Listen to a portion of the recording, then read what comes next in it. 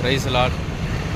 பரிசுத்த வேதாகமத்திலே பெலிஸ்தனாகிய கோலியாத்தையும் தாவீதையும் குறித்து நம்ம வேதத்தில் படிக்கிறோம், வாசிக்கிறோம்.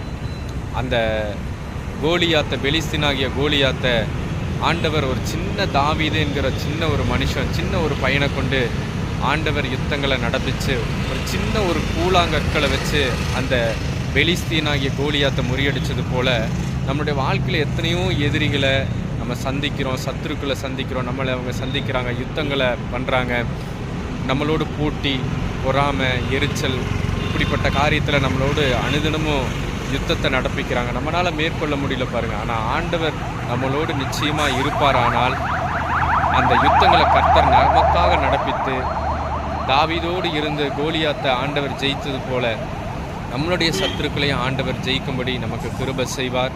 கர்த்தருடைய வேதத்தை நம்புவோம், விசுவாசிப்போம், ஜெபிப்போம். கர்த்தர் நமக்காக யாவற்றையும் செய்து முடிப்பார். ஆமென். Praise the Lord.